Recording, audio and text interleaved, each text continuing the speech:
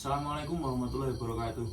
Waalaikumsalam warahmatullahi wabarakatuh. Sebelumnya perkenalkan, nama saya Eko Fabitin Farhan dari Rombel 3B, Prodi Ilmu Keolahragaan, nomor induk mahasiswa 62114200101 dari Prodi Ilmu Keolahragaan UNES, Universitas Negeri Semarang. Dan saya kali ini bersama dengan Bapak Mulyono dari pengurus Padepokan Pak Silat Pagar Nusa Gerabak dan juga Mas Lutfi.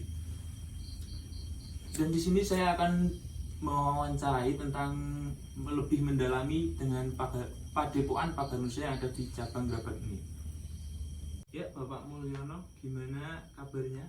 Alhamdulillah sehat. Mas Lutfi? Ya, alhamdulillah. Ya, langsung saja ke inti pembicaraannya. Apa sih Pak Mulyono tentang Pagar Nusa itu, dan apa yang membedakan silat Pagar Nusa dengan jurusan-jurusan silat yang lain, mungkin dari PSHT atau Kerasakti dan yang lainnya, dari sekian banyaknya yang ada di Indonesia. Oke. Jadi sebelumnya ini langsung saja untuk saya nggak pakai mukadimah, untuk mukadimahnya ikut ini aja. Nah, kita di sini sambil ngobrol-ngobrol santai saja. Yang pasti ini bahwa Pagar Nusa, kalau dilihat dari namanya itu ada maknanya, pagar NU dan bangsa. Ini memang Pagar Nusa itu adalah sebuah pencak silat, sebuah perguruan pencak silat, di mana perguruan tersebut adalah milik dari Nahdlatul Ulama. Jadi organisasi besarnya adalah organisasi Nahdlatul Ulama. Jadi Pagar Nusa memang didirikan oleh para ulama yang notabene adalah tokoh-tokoh dari Nahdlatul Ulama, sehingga Pagar Nusa terikat dengan organisasi besar, yang di situ organisasi besarnya adalah Nahdlatul Ulama. Itu sedikit tentang pengertian Pagar Nusa. Kalau kita melihat Pagar Nusa secara keseluruhan, itu memang banyak hal yang melatar belakangi berdirinya Pagar Nusa, sehingga para ulama, para kiai mendirikan Pagar Nusa itu memang intinya adalah untuk sebagai benteng dari Nahdlatul Ulama dan bangsa, karena waktu itu sedang bergolaknya perpecahan di negara kita setelah penjajahan Belanda, Jepang, kemudian ada pemberontakan PKI. Nah, disinilah waktu itulah berdiri Pagar Nusa, sehingga jika dikatakan apa itu Pagar Nusa, ya Pagar Nusa adalah ikatan pencak silat dari berbagai macam aliran. Dan tadi disampaikan tentang padepokan dan perguruan. Nah, ini padepokan dan perguruan itu kalau di Pagar Nusa itu ada bedanya. Jadi kalau perguruan itu ya secara keseluruhan, misalnya kalau di Kecamatan Gerabak itu ada namanya PAC, Pimpinan Anak Cabang, itu namanya perguruan Pagar Nusa. Tapi kalau padepokan itu adalah bagian-bagian dari PAC itu sendiri. Misal di sebuah PAC itu ada 3 tempat pelatihan, berarti ada 3 padepokan. Nah, itu tentang Pagar Nusa. Kemudian tadi apa sih Yang membedakan Pagar Nusa dengan aliran-aliran silat yang lain? Sebenarnya kita lihat dari nama pencak silat sendiri, itu sebenarnya nggak ada bedanya. Tujuannya sama, yaitu nek cara basa Jawa niku nggih nguri-uri budaya Nusantara. Pencak silat adalah budaya Nusantara. Hanya saja cara berdirinya yang berbeda. Cara berdirinya yang berbeda. walaupun aslinya juga sama.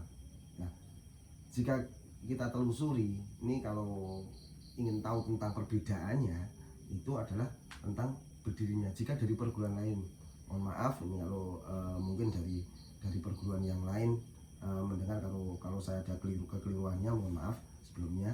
Itu dari seorang mendirikan sebuah perguruan, misalnya PSHT, ya udah itu berdiri sendiri PSHT.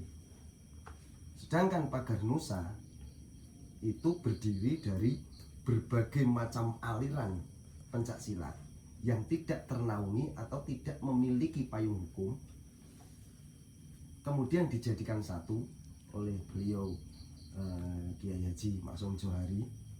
Itu dijadikan satu, diikat dalam perguruan yang namanya Pagar Nusa. Nah, Pagar Nusa itu awalnya di logo Pagar Nusa itu namanya bukan Pencak Silat Pagar Nusa, tapi ada tulisan Ikatan Pencak Silat Pagar Nusa. Itu dulu. Jadi dulu ada tulisannya Ikatan Pencak Silat Pagar Nusa, karena itu dari berbagai macam aliran pencak silat dijadikan satu. Nah, sekarang Pagar Nusa sudah semuanya melebur, terus diganti menjadi Pencak Silat Nahdlatul Ulama Pagar Nusa. Nah, seperti itu. Jadi yang membedakan cuma itu. Kalau tujuan dan lain sebagainya saya kira sama. Dan kalau misalnya ada yang bertanya mana yang lebih baik, semuanya baik. Maksudnya tinggal orangnya saja, kan gitu. Jadi kalau ini yang perlu dipahami, karena kadang kita dengar berita di sana-sana tentang wah Pagar Nusa sama PSHT perang, sama ini perang. Nah itu sebenarnya kalau menurut saya itu hanya oknum-oknum tertentu saja. Kalau insya Allah kalau yang di atas para guru besarnya, insya Allah nggak ada rasa dendam, nggak ada rasa permusuhan. Karena apa? Karena mereka punya tujuan yang sama, yaitu melestarikan budaya Nusantara, yaitu Pancasila. Itu sedikit banyak tentang perbedaan yang ada di sini. Lalu Pak Mulyono bisa diceritakan untuk sejarah berdirinya, tadi kan sudah disinggung sedikit-sedikit mengenai sejarahnya berdiri Pagar Nusa. Nah ini bisa diceritakan mungkin lebih rinci lagi tentang siapa sih yang mempelopori berdirinya Pagar Nusa dan sejarah berdirinya itu bagaimana? Enggak kalau di sini, kalau di sini, terus santai wae kan. Aku tak ngopi ya. Nah, ngopi. Jika kita melihat dari segi sejarah,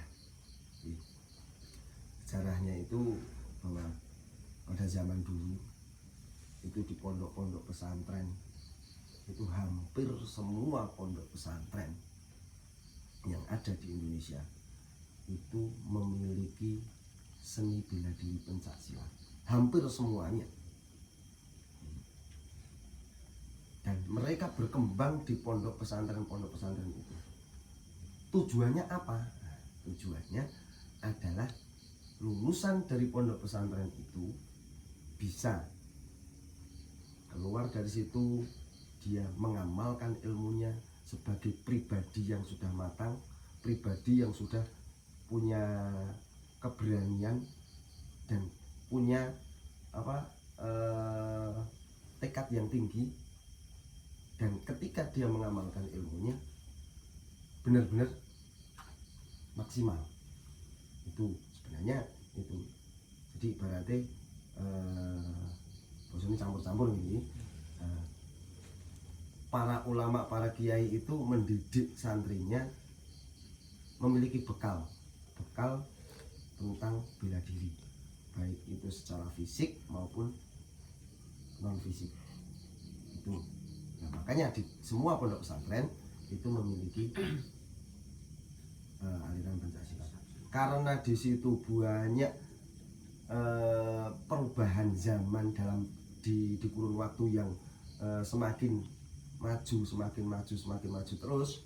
Itu semakin banyak para pendiri pondok pesantren, para kiai, para ulama yang sudah meninggal itu diteruskan oleh para putra-putranya, dan di situ semakin banyak pondok-pondok modern yang tidak mementingkan tentang bela diri, tidak mementingkan tentang pencak silat, sehingga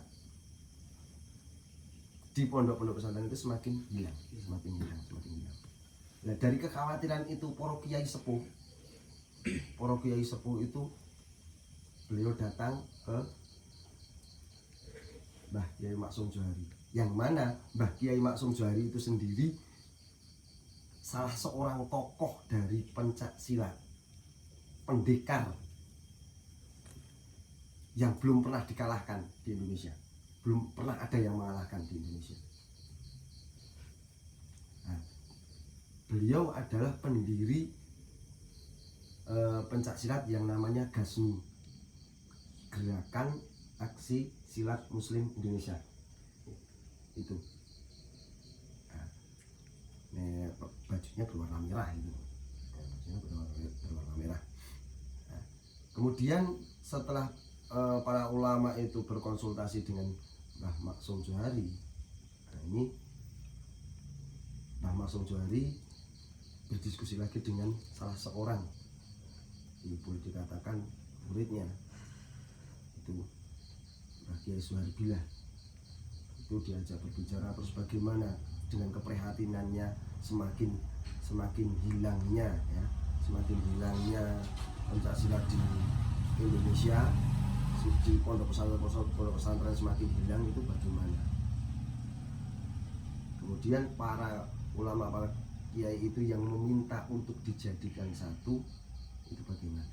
Nah, salah seorang tokoh yang sampai hari ini masih hidup untuk pendirian Pagar Nusa itu adalah beliau Mbah Kiai Mustafa Bisri, atau yang biasa kita panggil Gus Mus. Nah, ini Mbah Suharbilah sowan ke Gus Mus, ini bagaimana ini? Ya udah kita adakan pertemuan saja. Kemudian di Jombang, di Tambak Beras itu beliau semua, para ulama-ulama diundang semuanya se-Indonesia, kemudian diajak berbicara bagaimana kita akan mendirikan itu. Itu pada tanggal 13 September 1985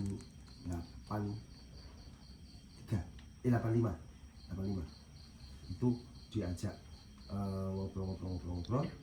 Kemudian di situ mencetuskan bahwa pencak silat di semua pondok pesantren harus ada ikatan dan memiliki satu payung hukum. Nah, kemudian pada tanggal 3 Januari 1986, nah itu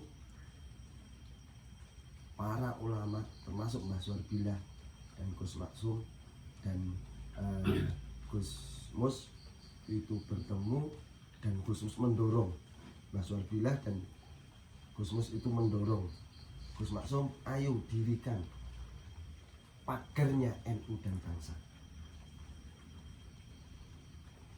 Akhirnya tercetuslah perguruan yang namanya Pagar Nusa pada tanggal 3 Januari 1986. Makanya slogan dari Pagar Nusa itu misalnya ayo kita ke sana, siap 86 itu karena tahun lahir Pagar Nusa itu 86, tahun 86, 1986. Nah, kalau tahun segitu ya kira-kira saya baru umur 4 tahun. Jadi sampean urung sampean kita ya urung. Nah, ini sedikit cerita tentang berdirinya Pagar Nusa. Nah, sampai sekarang Pagar Nusa itu berdiri sampai sekarang. Tapi yaitu pertama diberi nama Ikatan Pencak Silat Pagar Nusa, yang mana ketua umumnya adalah beliau Mbah Kiai Maksum Johari. Kemudian susunan di bawahnya itu ada Mbah Suharbilah, kemudian ada para pendekar-pendekar, ada yang sudah dokter Andes dan lain sebagainya itu. Jadi Pagar Nusa pendirinya juga kiai-kiai yang sudah intelek, termasuk orang-orang memang seperti itu. Kemudian baru semakin lama berkembang, tidak hanya di pondok pesantren, nah, tapi di luar, di sekolahan, apalagi sekolahan yang notabene adalah sekolahan Nahdlatul Ulama yang di bawah naungan NU, itu kebanyakan ada olahraga Pagarnusa. Nah, ini sejarah tentang berdirinya Pagarnusa. Lalu Pak Mulyono, di cabang Gerabak sendiri kapan Pagarnusa itu didirikan? Dan selama pandemi ini kan kita ketahui banyak yang terkena dampaknya, seperti ya kegiatan sekolah, kegiatan belajar mengajar itu ditiadakan atau dilakukan secara online. Apakah hal tersebut menjadi pengaruh dari Pagarnusa di Gerabak ini untuk tidak melakukan kegiatan latihan ataupun kegiatan yang lain? Sebenarnya itu berpengaruh kan. Kalau dikatakan di Pagarnusa Gerabak itu berdirinya kapan, itu karena berdirinya Pagarnusa itu waktu itu saya juga masih kuliah di Pagarnusa Gerabak itu sendiri, dan salah satu tokoh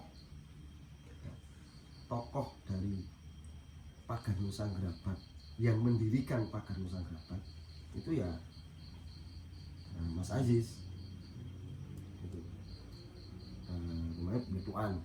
Nah, kalau kapannya ya sekitar tahun berapa ya? Sama kayak pertama latihan tahun berapa? Kelas 9 gitu kan. SMP lah. Jadi 4 tahunan nih, 4 tahun itu di sini. Padahal itu sudah berjalan Pagarnusa itu hampir 4 tahunan juga. Di PAC kecamatan. Tapi waktu itu pertama belum terbentuk PAC, masih Padepokan. Jadi Mas Ais mengumpulkan beberapa muridnya untuk dilatih pencak, karena Mas Ais itu punya pondok pesantren.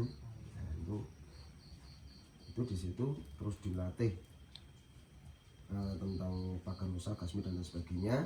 Kemudian baru berkembang. Kalau kira-kira dari sekarang itu 4 tahun berarti 8 tahun ya, sekitar tahun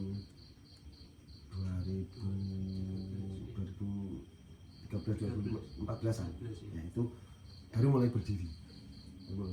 Nah, memang perjalanannya sangat rumit untuk berdirinya Pagarnusa, khususnya di Kecamatan Gerabak ini. Mulai dari awal itu beliau Mas Aziz Rofi'i, dia sudah Haji Aziz Rofi'i, itu beliau mendirikan. Di situ sudah banyak yang ikut, tapi hanya beberapa orang saja yang masih tetap ada di sini, karena waktu itu yang dilatih banyak orang-orang pondoknya, sehingga pulang ke masing-masing. Kemudian dari dua orang yang masih ikut membentuk lagi. Kemudian setelah ada beberapa pelatihan, nah ini ada perintah dari PC Pagarnusa atau pengurus cabang berarti dari Magelang, itu untuk mengadakan diklat. Nah, diklat di mana diklat yang di situ dimaksudkan untuk memperluas sayap-sayap Pagarnusa itu diperluas. Dan di Gerabak juga sama. Setelah ada diklat waktu itu dilaksanakan di Borobudur, itu Gerabak mengirimkan 5 orang yang intinya adalah yang disasar adalah sekolahan-sekolahan yang notabene adalah sekolahan ma'arif. Nah, setelah dari Borobudur pulang, ternyata dari 5 orang itu tidak bisa mengembangkan. Nah, ini menjadi sebuah keprihatinan lagi. Nah, terus kepiye apa Pagarnusa ning Gerabak arep koyo ngene? Nah, karena dari pihak PCNU sendiri juga mengejar nek bisa ma'arif juga harus punya bela diri, tapi bela dirinya Pagarnusa, maka ma'arif khususnya di kepengurusan Ma'arif Kecamatan Gerabak itu juga punya inisiatif kita adakan diklat saja sendiri di Gerabak, diadakan diklat. Di samping itu kan juga untuk penjaringan para teman-teman yang punya bakat untuk jadi pelatih. Diadakan diklat selama 3 bulan diklat tentang Pakar Nusa dan lain sebagainya. Itu setiap MI di Gerabak ini itu diambil 2 orang, padahal ya di Gerabak ini ada 27 MI. Itu yang Muhammadiyah 2, berarti 25 MI, 25 kali 2 50. Kemudian dari MTSC itu MTS Kleteran karo Lebak 22, itu 4, Cokro 2, kemudian aliyahnya 22. Itu hampir sekitar 60-an peserta yang ikut diklat waktu itu, dan tempatnya di gedung NU. Selama 1 hari full yang berangkat, 2 hari kedua ada yang nurun, terus sampai 2 bulan itu tinggal 8 orang. Kemudian beliau Mas Ayu Srafi'i bersama salah seorang pelatihnya, yaitu Mas Abdul Syakur yang sekarang dijadikan sebagai ketua PAC Kecamatan Gerabak, itu berinisiatif pun ngeten mawon Pak Guru niki sing didiklat, karena memang kita itu nanti kan untuk pelatihannya itu nanti bisa ditunggui oleh para pelatih yang sebenarnya yang didiklat itu silahkan membuka di MI-nya masing-masing. Ilmu yang sudah didapat itu sebagai dasar. Nah, tapi ternyata dari 8 itu pun yang berhasil membuka itu hanya 2 MI. Ya, 2 MI. Sedangkan yang 1 itu memang sudah ada dari dulu. Sebelum ada diklat itu sudah ada. Yaitu ada MI Soko, MI Gerabak 2, dan MI Kupen. Gerabak 2 itu Garandulu. Nah, itu. Jadi waktu itu hanya itu, tapi berkembang terus, ya. Akhirnya mulai berkembang dan bertambah terus. Hanya perjalanannya seperti itu sampai akhirnya ketika Gerabak itu sudah mulai tumbuh. Kemudian pas waktu itu ada acara Perwimanas itu perkemahan Perwimanas Wilakarya atau apa itu nasional yang dihadiri oleh Pak Presiden Jokowi, itu tuh. Nah, itu Gerabak itu bisa mengirimkan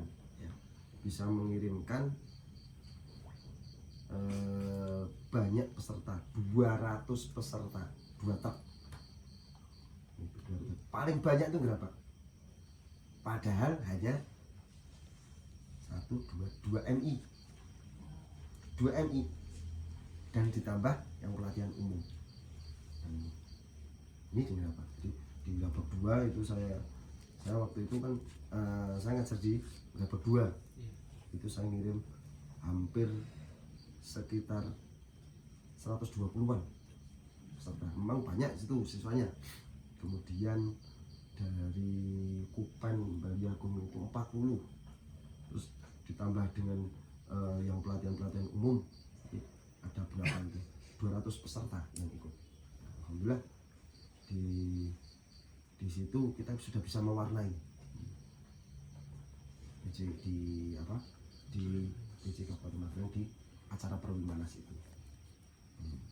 Jadi alhamdulillah kita juga sudah ketemu sama Pak Jokowi, termasuk ketemu dengan yang sekarang jadi ketua PBNU, beliau Kiai Haji Said Agil Sirot.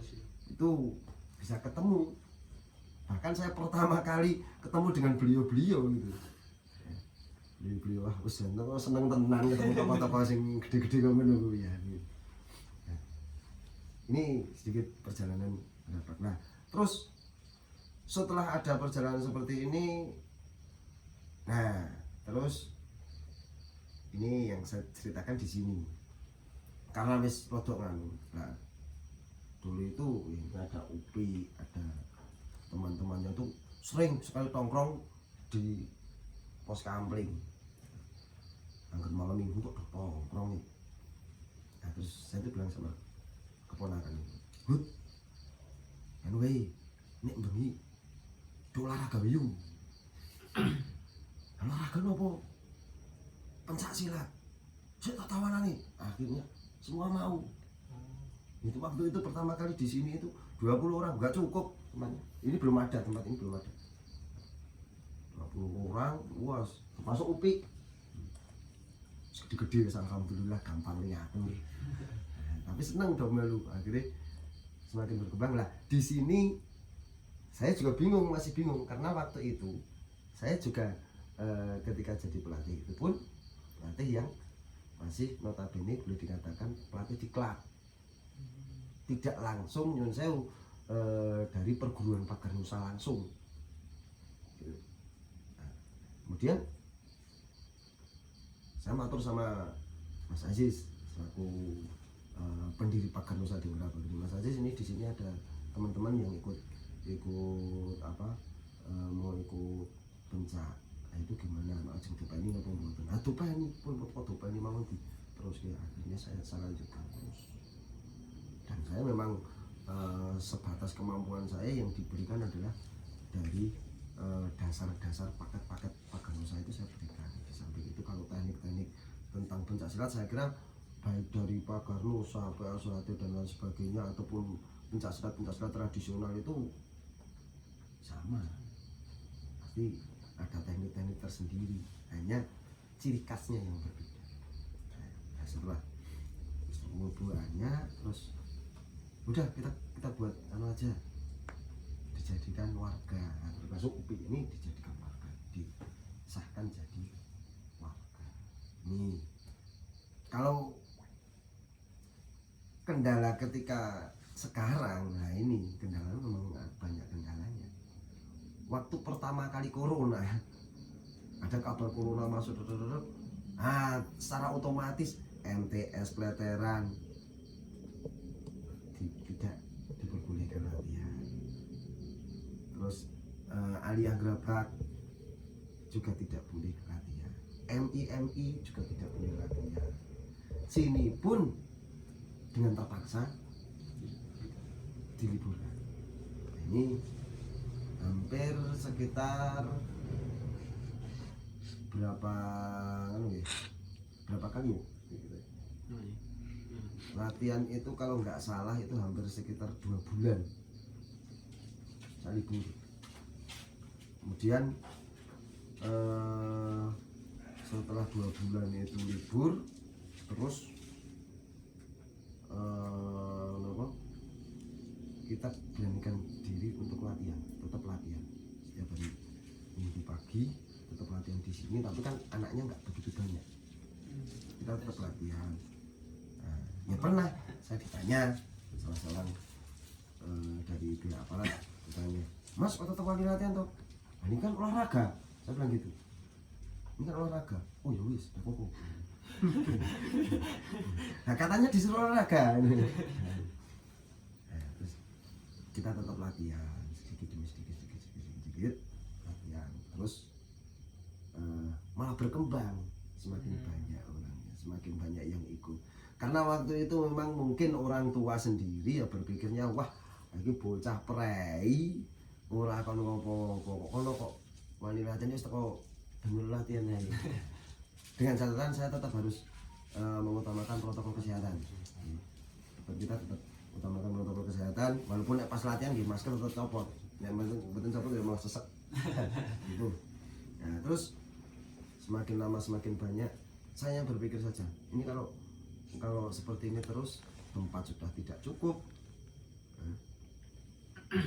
Kita butuh tempat yang agak luas. Terus ayo latihannya dia saya ajak lari lapangan stadion. Nah, di sana ternyata di sana itu yang latihan tidak hanya kita, dari salah satu perguruan di Gerabak ada Kembang Setaman, itu juga latihan di situ. Nah, kemudian ada lagi dari satu perguruan, tapi itu bukan pencaksilat ya, itu Kosike Kelas Sakti, juga latihan di situ. Oh, ternyata di lapangan ini banyak orang yang olahraga ketika minggu. Akhirnya kita bersama-sama olahraga di situ. Nah, ternyata ada dampak positif dari ketika kita berada di situ bersama-sama, yang beliau bisa mengembangkan popularitasnya, misalnya untuk kuantitasnya itu banyak yang bertambah, termasuk kita juga sama, banyak, wah aku tak mau lupa Garusa, akhirnya banyak. Nah, saya berpikir lagi, iki wong sing jenengane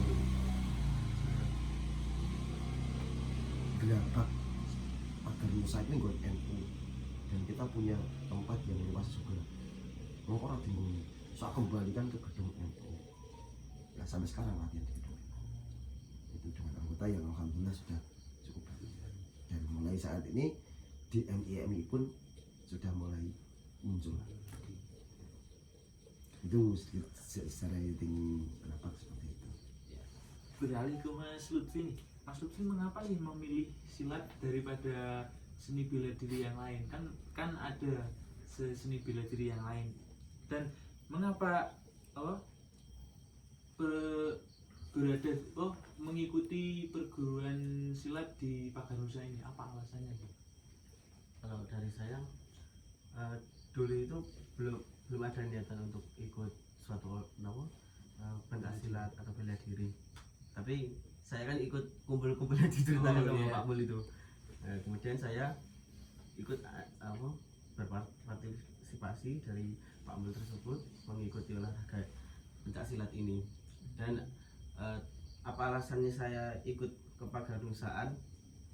Sebab dari orang tua saya itu notabene dari orang-orang NU. Nah, jadi ya alhamdulillah saya bisa berkembang di NU dan Pagar Nusa sekalian. Nah, ini untuk terserah untuk Pak Mulyono atau Mas Lutfi. Bagaimana sih proses pendidikan yang ada di Pagar Nusa itu, dan apa saja penjenjangan yang ada di Pagar Nusa? Sebenarnya ini proses pendidikan sebenarnya. Tadi saya kenapa kok ditanya pokok nilai pencak silat, maksudnya pencak silat itu punya filosofi yang sangat luar biasa. Pencak silat itu punya filosofi yang luar biasa menurut saya. Di samping gerakan olahraga itu, pencak silat itu semuanya gerak, mulai dari kepala sampai kaki itu semuanya gerak, sehingga aktivitas ada dalam otak ke bawah itu semuanya lancar. Nah, insya Allah sehatnya apa. Terus pencak silat itu satu adalah budaya asli Indonesia. Kemudian di dalam pencak silat itu ada cara ibaratnya itu ada hukum sebab akibat yang ditimbulkan dari pencak silat. Akibat positifnya itu atau jadinya setelah ikut pencak silat itu ada tiga hal. Yang pertama itu adalah jadi atlet. Jelas, jadi atlet berarti ketika sudah mengikuti pencak silat terus mengikuti kejuaraan dan lain sebagainya. Tapi kalau umurnya sudah melebihi target, misalnya 25 tahun ke atas atau 30 tahun ke atas, itu kan kalau mau sampai ke atlet kan sudah, itu bisa jadi pendekar. Nah, apa toh bedanya pendekar dengan atlet? Nah, atlet itu yang ikut kejuaraan itu namanya atlet. Tapi kalau pendekar ya untuk bekal hidup kita.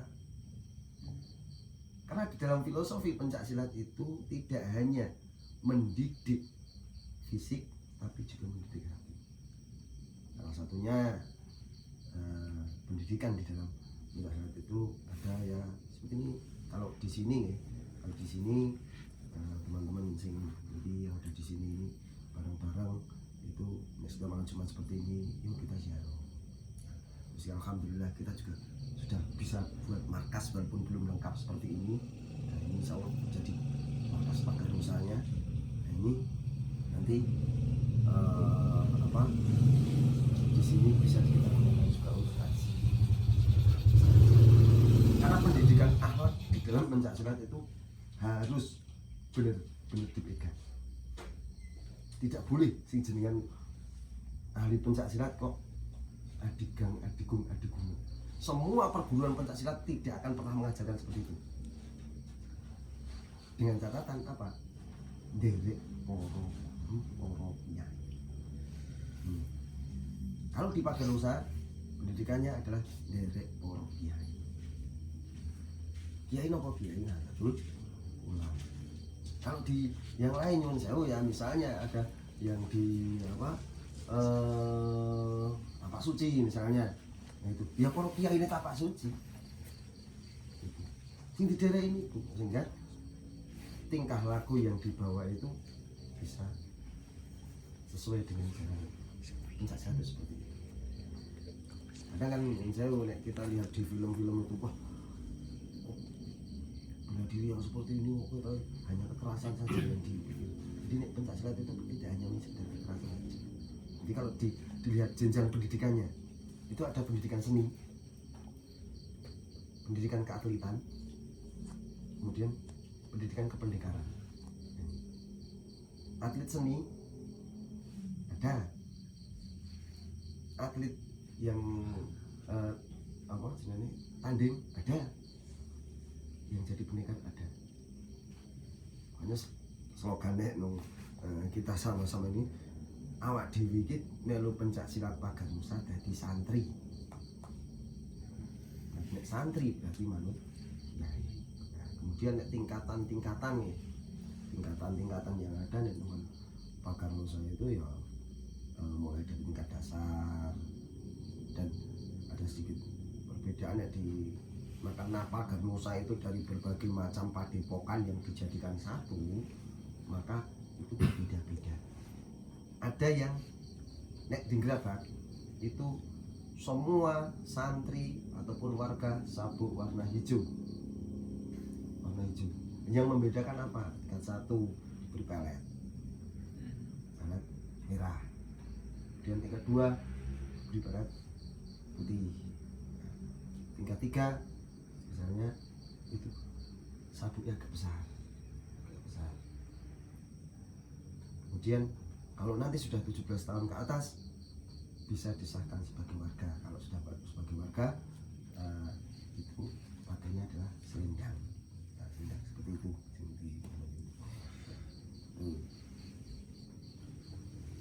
Terus yang terakhir ini Pak, mengenai jurus, apakah ada dari pagar nusa itu jurus yang menjadi ciri khas atau yang membedakan dari perguruan-perguruan silat yang lain? Semua perguruan ada, namanya jurus paket senam, itu ada semua. Basate ada, terus tapak suci ada, pagar nusa juga ada. Dan pagar nusa ini namanya itu wiraloka. Itu ada SD, A, B, yang SMP ada A, B, SMA ada A, B. Kemudian jurus yang sebagai identitas adalah salam. Salam itu PSHT juga punya salam sendiri, ya. Kemudian pagar nusa juga punya salam sendiri, salam pagar nusa. Kalau salamnya di pagar nusa itu ada dua, salam pagar nusa dan salam. Ini untuk penutupan, apakah ada pesan atau motivasi untuk teman-teman di luar sana yang ingin bergabung dengan pagar nusa ataupun di perguruan silat yang lain dari Pak Mulyo?